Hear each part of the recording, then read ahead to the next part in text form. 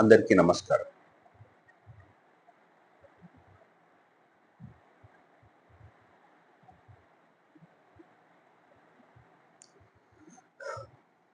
I am that అనే book గురించి మీరు విన్నారో లేదో నాకు తెలియదు. బట్ ఆ బుక్‌తో నేను దాదాపుగా ఒక 10 మంత్స్ నుంచి స్పెండ్ చేస్తున్నాను. ఆ బుక్‌లో ఉన్న విషయాల్ని చదవడం, అందులో ఉన్న కొన్ని ముఖ్యమైన విషయాల మీద మెడిటేషన్ చేయడం, వాటిని ఇంటర్నలైజ్ చేయడం అంటే వాటి మీదనే ఒక రకమైనటువంటి ధ్యాస నుంచి వాటిని మనసులో నిలుపుకోవడం. అది తద్వారా నాలో ఎన్నో రకాలైనటువంటి బ్లాకేజెస్‌ని క్లీన్ చేసినట్టుగా, మనసుని తేలిక చేసినట్టుగా, శరీరాన్ని తేలిక చేసినట్టుగా అనిపించింది నాకు.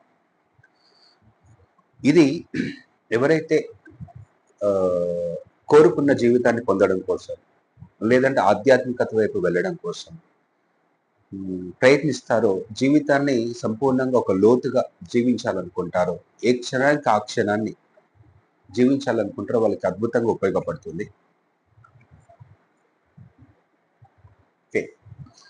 ఇందులో ఉన్న ఒక ముఖ్యమైన విషయాన్ని అప్పుడప్పుడు సరదాగా చదివి వినిపిస్తూ ఉంటాను. ఊరికే సరదాగా వినండి. వింటున్నప్పుడు ఏంటంటే మేము కొన్ని పనులు ఏ ఉద్దేశం లేకుండా మనం చేయగలిగితే అది మనలో ఉన్నటువంటి బ్లాకేజెస్‌ని క్లీన్ చేస్తది. కొంత ఆధ్యాత్మిక పరిభాషలో చెప్పాలంటే మనలో ఉన్నటువంటి ప్రారబ్ధ కర్మను కరిగించేస్తది.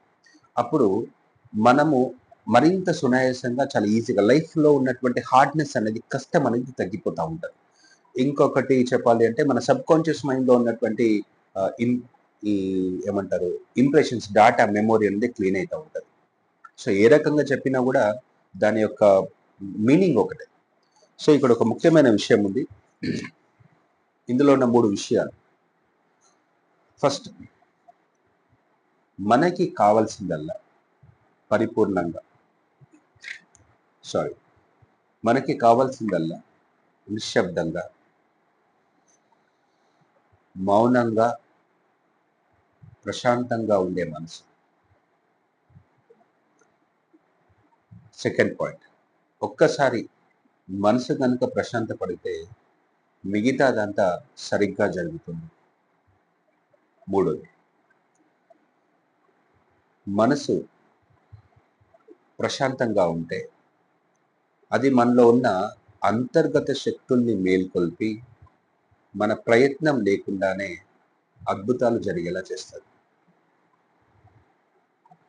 మనకు కావాల్సింది ప్రశాంతంగా, నిశ్చలంగా, మౌనంగా ఉండే మనసు. అది అన్నిటిని కూడా ఆకర్షిస్తది. మన ప్రయత్నం లేకుండానే అద్భుతాలు జరిగేలా చేస్తుంది. ఈ ప్రశాంతమైన మనసు కోసం నేను ఒక చిన్న టెక్నిక్ చెప్తాను. జనరల్‌గా ప్రశాంతత అనేది టెక్నిక్స్‌తోని వచ్చేది కాదు. ఏదైనా పని చేస్తే వచ్చేది కాదు. అది ఆల్రెడీ మన సహజ స్థితి.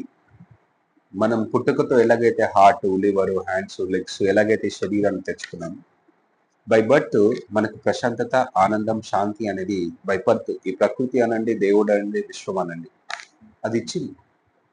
కానీ వయసు పెరుగుతున్న ప్రాసెస్‌లో బయట నుంచి వచ్చిన ఎన్నో విషయాలు ఆ లోపల ఉన్న ప్రశాంతతని కప్పేశాయి. వీటిని గనుక మనం క్లియర్ చేయగలిగితే లోపల ఉన్న ప్రశాంతత అనేది బయటికొస్తది. ఆల్రెడీ ప్రశాంతత ఇప్పుడు ఇక్కడ ఈ క్షణంలో ఉంది.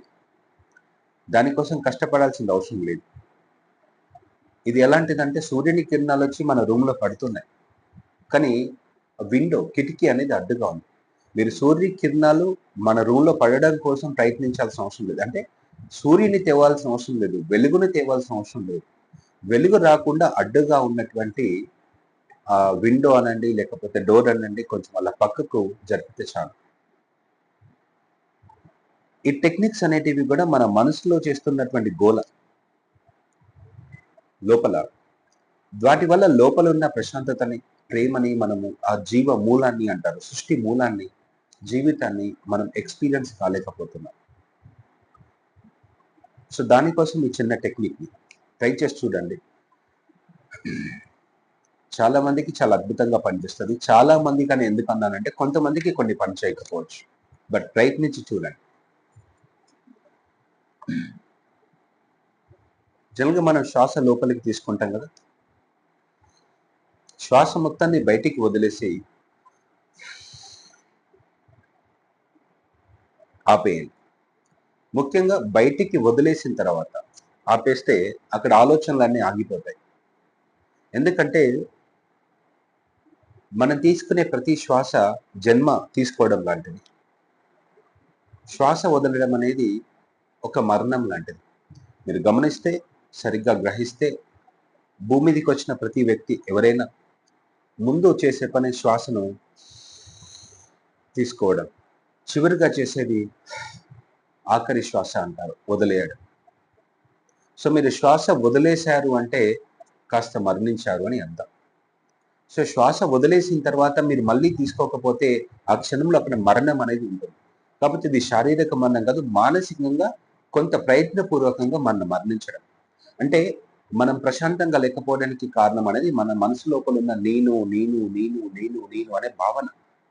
ఈ నేను అనే భావన, ఈ ఆలోచనలు మనల్ని ప్రశాంతంగా ఉండనివ్వకుండా చేస్తాయి. యాక్చువల్గా అయితే మనకు ఒక అవగాహన వచ్చిందనుకోండి, ఈ టెక్నిక్స్ తోని పని లేదని.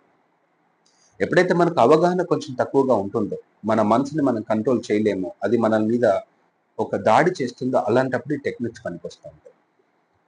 శ్వాసని లోపలికి తీసుకొని బయటికి వదిలేస్తే ఆ క్షణంలో మీరు మరణించి లోపలంతా ఖాళీగా ఉంటుందండి.